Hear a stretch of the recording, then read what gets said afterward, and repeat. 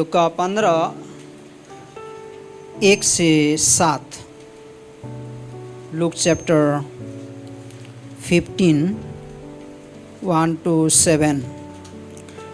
सब चुंगी लेने वाले और पापी उसके पास आया करते थे ताकि उसकी सुने, पर फरीसी और शास्त्री कुड़कुड़ा कर कहने लगे, यह तो पापियों से मिलता है और उनके साथ खाता भी है। तब उसने उनसे यह दृष्टांत कहा, तुम में से कौन है जिसकी से 100 भेड़ें हो और उसमें से एक खो जाए, तो 99 को जंगल में छोड़कर उस खोई हुई को जब तक मिल ना जाए खोजता ना रहे, और जब मिल जाती है तब वह बड़े आनंद से उसे कंधे पर उठा लेता है और घर में आकर मित्रों और पड़ोसियों को इकट्ठा करके कहता है, मेरे साथ आनंद करो क्योंकि मेरी खोई हुई भेड़ मिल गई है। मैं तुमसे कहता हूँ कि इस रीति से एक मन फिराने वालों पापी के विषय में भी स्वर्ग में इतना ही आनंद होगा जितना कि 99 ऐसे धर्मियों के विषय नहीं होता जिन्हें मन फिराने की आवश्यकता नहीं। ये कहानी बहुत सरल है समझने के लिए। 99 भेड़ है, 100 से वो अच्छे है, लेकिन एक गलत रास्ते पे जाता है, तो उसका जो चरवाहा रहता है 99 को छोड़ के एक को ढूंढने के लिए जाता है, और उसको जब प्राप्त करता है आनंद के साथ कंधे के ऊपर उठा के वो घर ला के उत्सव मनाता है ना। और एक वचन पढ़ेंगे, मत्ती का 9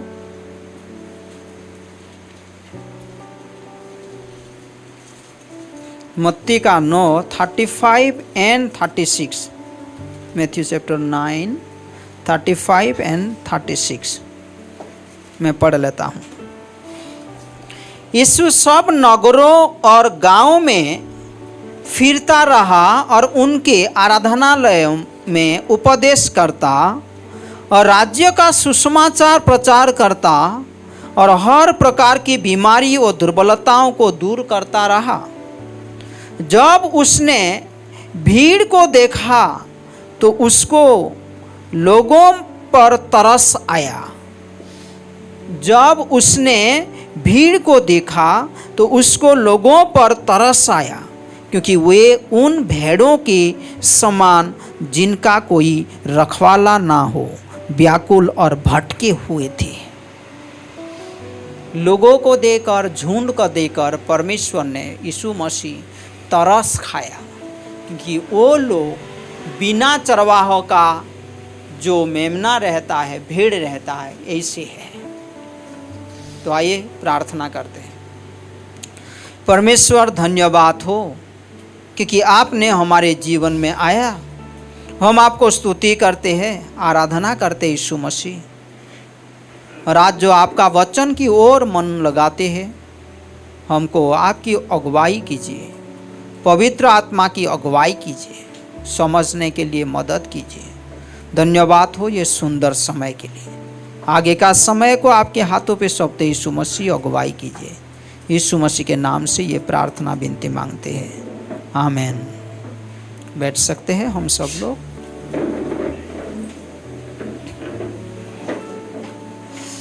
सभी लोगों को पता है ये जो लूका का 15 में जो कहानी है, 100 भेड़ से एक भेड़ गलत रास्ते पे जाता है। 100 भेड़ से एक भेड़ गलत रास्ते पे जाता है, तो चरवाहों ने 99 को छोड़ के एक के पीछे दौड़ता है। ये कहानी है। और यहाँ पर हम देखते हैं मत्ती का 9 में यीशु मसीह गांव-गांव, शहर-शहर जाकर प्रचार कर रहा है, लेकिन जब वो भीड़ को देखा वो तरस खाया, क्योंकि ये भीड़ में जो लोग रहते हैं वो लोग बिना चरवाहों के भेड़ जैसे गलत रास्ते पे जाते हैं, वैसे वो लोग बिना चरवाहों के भेड़ के समान है। इसीलिए यीशु मसीह लोगों की ओर तरस खाया, परमेश्वर का वचन कहता है।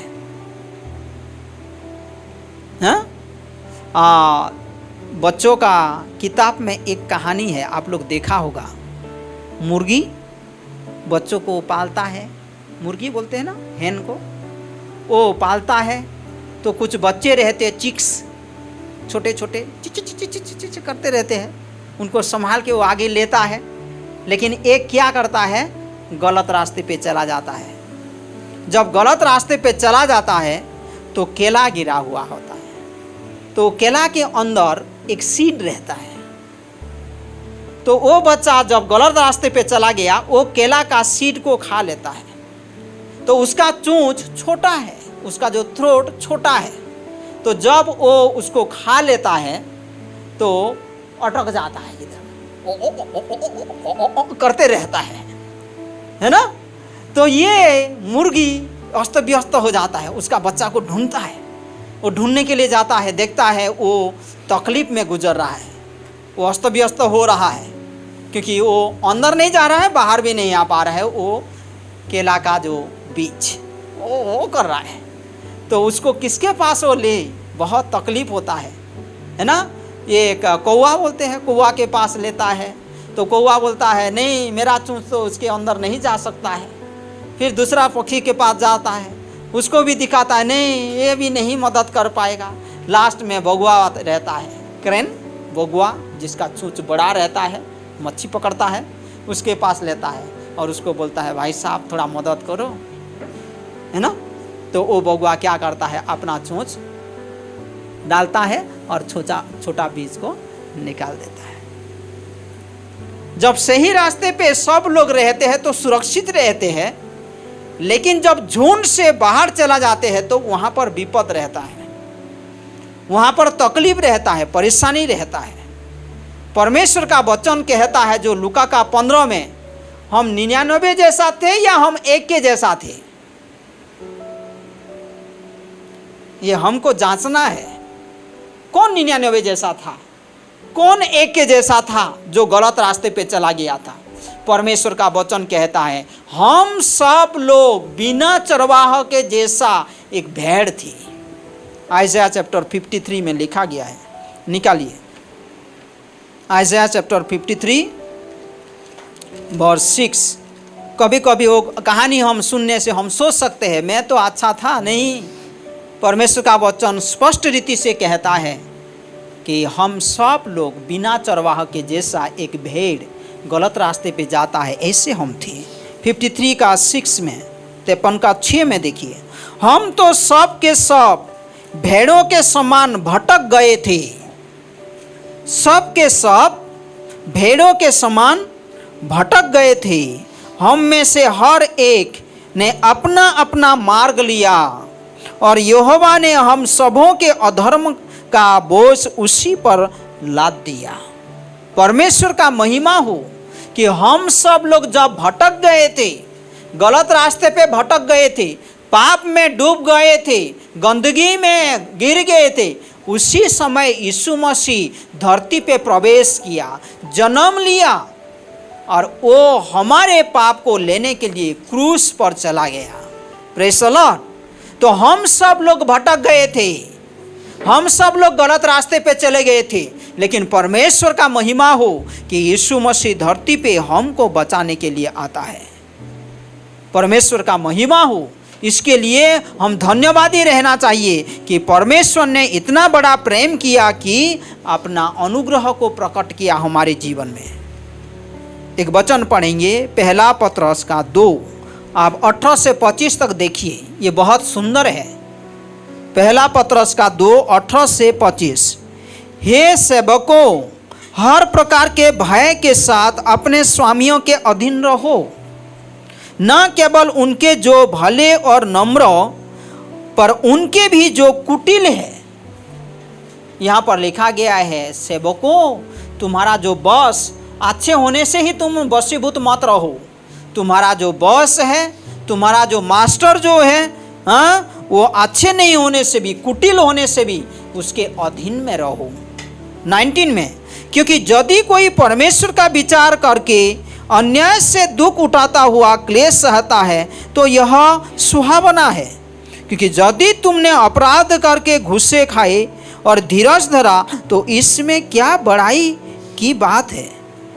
पर यदि भला काम करके दुख उठाते हो और धीरज धरते हो तो यह परमेश्वर को भाता है। यहाँ पर क्या लिखा गया है? हे सेवकों, हे लोगों, तुम्हारा जो मास्टर है वो नम्र होने से ही तुम वशीभूत मत हो, वो कुटिल होने से भी तुम वशीभूत हो। सबमिशन बोलते हैं। जब कोई गलत काम करता है और उसको जब दंड मिलता है वो तो मिलना चाहिए, लेकिन जब कोई अच्छा काम करता है और उसको क्लेश मिलता है उसमें परमेश्वर आनंदित होता है, क्योंकि वो भला काम करते हुए भी वो क्लेश उठाया। यीशु मसीह अद्भुत है। आज का जो टॉपिक है, यीशु मसीह हमारा चरवाहा है, सच्ची चरवाहा है। Christ is our shepherd and overseer, जो पहला पत्रस का 2:25 में लिखा गया है। आगे हम देखेंगे। तो तुम भला काम जब करते हो और तुम क्लेश उठाते हो तो उसमें परमेश्वर का आनंद होता है।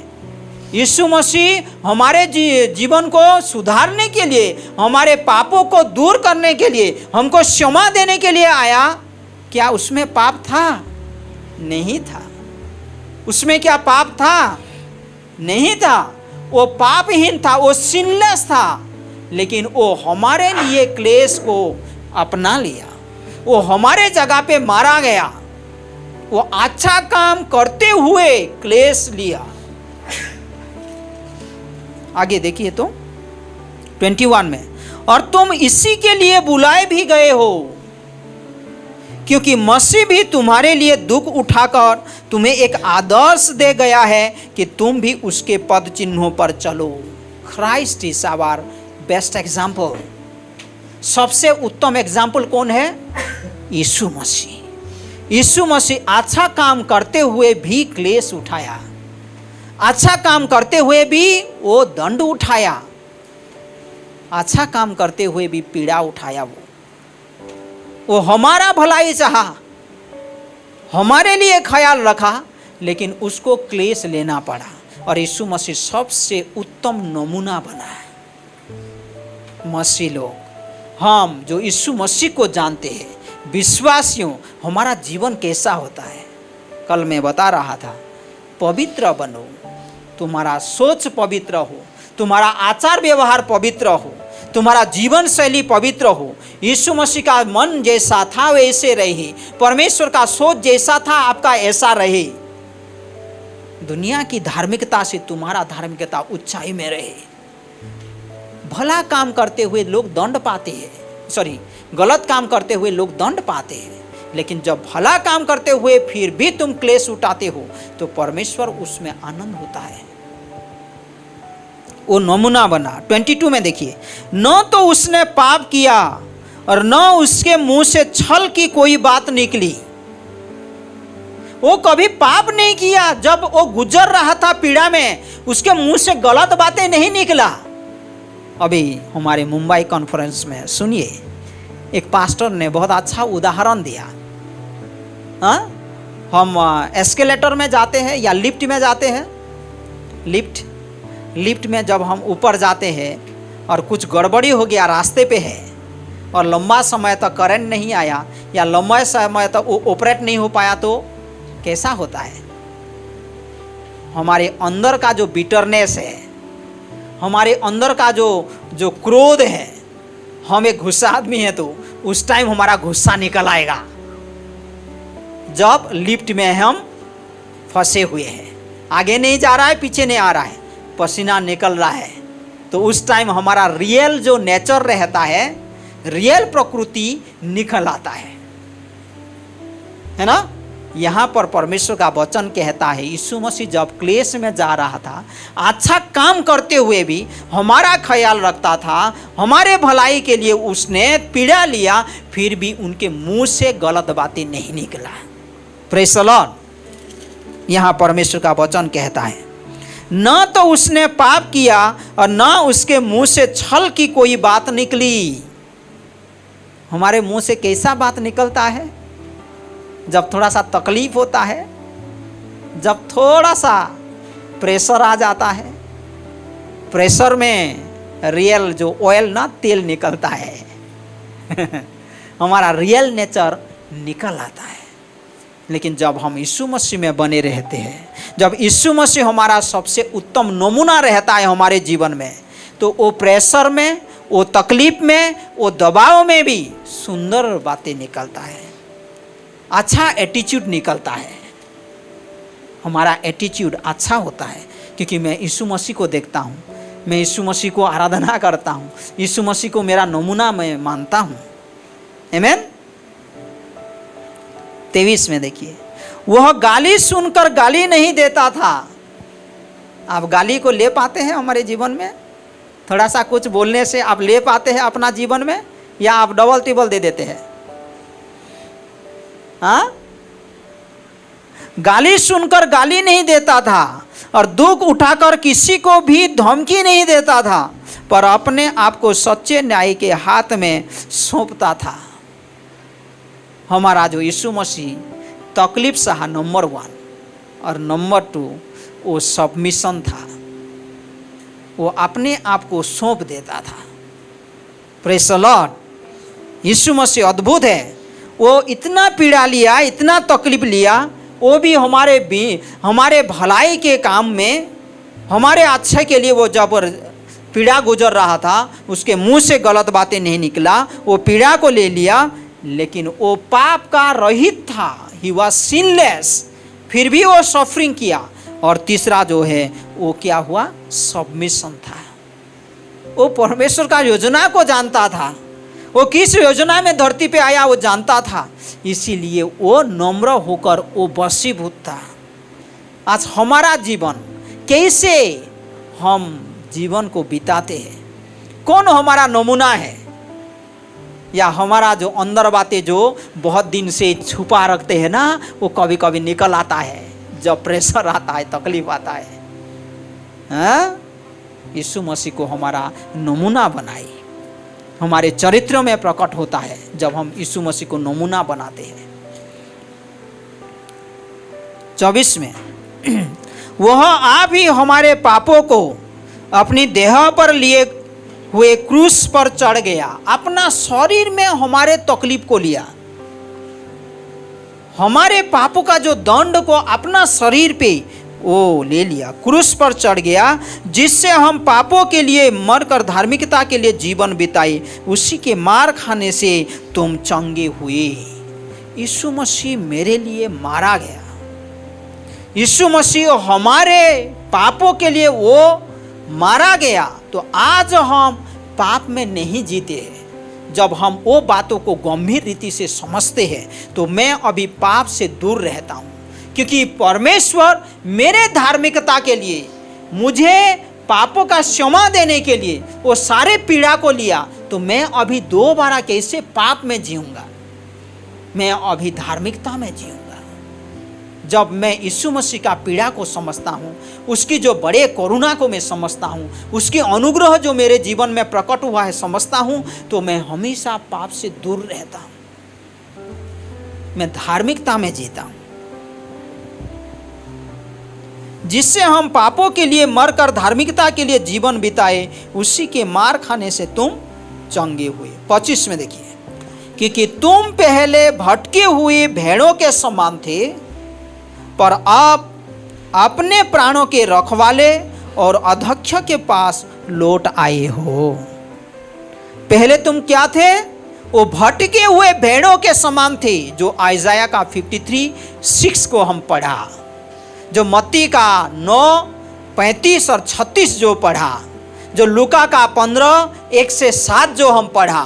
भटके हुए भेड़ों के समान थे, तुम लोग गलत रास्ते पे चल रहे थे, पाप में जी रहे थे, लेकिन यीशु मसीह सारे तकलीफ, सारे परेशानी उठाकर हमको धार्मिकता दिया है, हमको पापों का क्षमा दिया है। आज अभी हम शुद्ध हुआ है। हम भटके हुए भेड़ों के समान थे, लेकिन यीशु मसीह हमको संभाला है। जैसे हम वचन में पढ़ा कि भटके हुए भेड़ों को देखकर यीशु मसीह तरस खाया, वो दयालु परमेश्वर है। तो आज ये जो वचन है हमारे लिए है कि जितने भाई बहन वो भटके हुए हैं, पाप में जी रहे हैं, उनके लिए ये वचन होता है। आप भजन संहिता 22 में पढ़ेंगे तो यीशु मसीह हमारे लिए जान देता है, उसके बारे में लिखा गया है। लेकिन भजन संहिता जब 23 पढ़ेंगे तो वो हमारा चरवाहा है, मेरा कोई घटी नहीं होगा, वो मुझे अगुवाई करेगा, परमेश्वर का वचन कहता है। Praise the Lord. यहाँ पर क्या लिखा गया है देखिए, पर अब अपने प्राणों के रखवाले, किसका रखवाले? प्राणों के रखवाले, वो मेरे प्राण को रक्षा करने के लिए आया। दुनिया में आपका प्राण को रक्षा करने के लिए कौन क्या कर सकता है?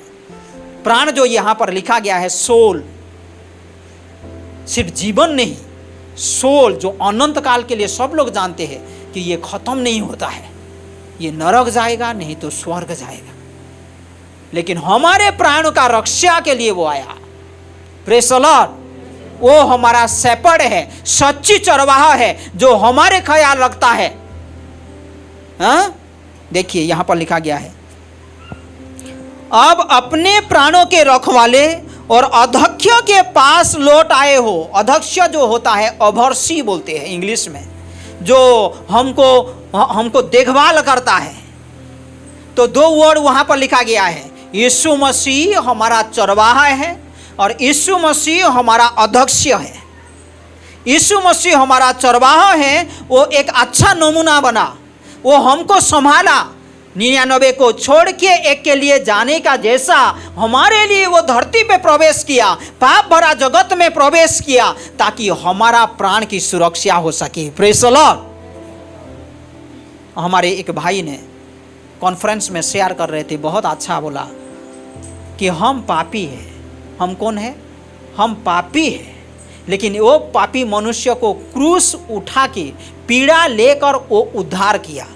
लेकिन उससे बड़ा तकलीफ का बात होता भी तो यीशु मसीह वो तकलीफ को लेने के लिए भी प्रस्तुत होता, क्योंकि वो हमको उद्धार करना हमेशा चाहता है। Praise the Lord. तो यीशु मसीह हमारा सच्ची चरवाहा है जो हमारे प्राण को रक्षा करने के लिए आया। वो पहले क्या हुआ? बिना पाप का था, लेकिन वो सारे पीड़ा को ले लिया, वो वशीभूत हुआ और हमारे जगह पे वो मारा गया। और वो हमको ढूंढते ढूंढते ये पाप भरा जगत को आकर ये सब काम किया है। वो हमारा गुड शेपर्ड है। यीशु मसीह हमारा सच्ची चरवाहा है। और दूसरा जो है वो हमारा ओवरसीर है। ओवरसीर क्या करते हैं? वो पूरे सारे जो भेड़ को अच्छे से देखभाल करते हैं, वॉच ओवर करते हैं, उसको सुरक्षा देने के लिए कोशिश करते हैं, उसको हमेशा निरीक्षण करते हैं, हमेशा देखते रहते हैं वो कहाँ भटक ना जाए, हमेशा देखते रहते हैं और उसको वो सुरक्षा देते हैं। हाँ, वो जो बाहर से जो शत्रु आएगा उससे वो सुरक्षा देते हैं, वो लोगों को सही रास्ते से वो अगुवाई करते हैं। ये ओवरसी का काम है, वो अध्यक्ष का काम है। नंबर 1 वो टेंडिंग काम करते हैं, फिर केयरिंग करते हैं, फिर वो खिलाते हैं। अच्छा शेपर्ड जो हमको खिलाते हैं, है ना, अच्छा शेपर्ड जो हमको प्रोटेक्ट करते हैं, वो हमको अगुवाई करते हैं। तो यीशु मसीह हमारा गुड शेपर्ड है। यीशु मसीह हमारा सबसे अच्छा नमूना है। उसको आपके जीवन में अच्छा नमूना बनाइए। यीशु मसीह को आप अपनाइए कि ये किसके लिए है? जो भाई बहनों का जो प्राण सुरक्षित नहीं है उसके लिए यीशु मसीह सिर्फ एक अध्यक्ष बन के और वो चरवाहा बन के आया। Praise the Lord. हमारा भलाई के लिए वो आया, हमको सुरक्षा देने के लिए वो आया, हमको अगुवाई करने के लिए आया। यीशु मसीह सबसे उत्तम नमूना है। तो आइए हम सब लोग उसको अपनाएं। वो मेरा सच्ची चरवाहा है, वो मुझे अगुवाई करता है, वो मुझे खिलाए उसके वचन के द्वारा, वो मुझे अगुवाई करे उसके लाठी के द्वारा, वो मुझे मार्गदर्शन करे। उसके पास हम समर्पित हो, उसको हम हमेशा ताकते रहे, उसके साथ हमारा संगति बने रहे, उसके मार्ग को हम जाने, उसकी अगुवाई के द्वारा हम चलें। परमेश्वर का महिमा होता है जब हम उसके पास आते हैं। यीशु मसीह सच्ची चरवाहा है और वो हमारा अध्यक्ष है। उसके जैसा कोई नहीं है। जैसे हम गीत गाया, तुम सा कोई नहीं, यीशु मसीह जैसा कोई नहीं है। तो परमेश्वर हम सभी को बहुताई से आशीष करे। आमीन। आइए अपने अपने आँखों को बंद करते हैं और समर्पित होते हैं। यीशु मसीह को आज भी आप नहीं अपनाया है तो हम आपको बताना चाहते हैं, हम सभी के जीवन के लिए है कि वो सच्ची चरवाहा है। हमको सुरक्षा देने के लिए धरती पे आया, हमारे जीवन की, हमारे प्राण की सुरक्षा करने के लिए वो आया। हमारे जीवन को हम समर्पित करें, यीशु मसीह को अपनाएं उद्धारकर्ता के रूप से, हमारे चरवाहा के रूप से, हमारे अध्यक्ष के रूप से। परमेश्वर आपको अगुवाई करने के लिए उत्सुक है। परमेश्वर आपको अगुवाई करेगा, सारे पापों को क्षमा करेगा, आप भटके हुए जो रास्ते से वो लौटा के लाएगा। धन्यवाद हो परमेश्वर ये सुंदर समय के लिए। महिमा हो परमेश्वर। हमारे ये कलीसिया की हर भाई बहनों, हर जीवन को आपके चरणों पे रखते यीशु मसीह, आपकी उपस्थिति के द्वारा ढांक दीजिए यीशु मसीह सदा सर्वदा।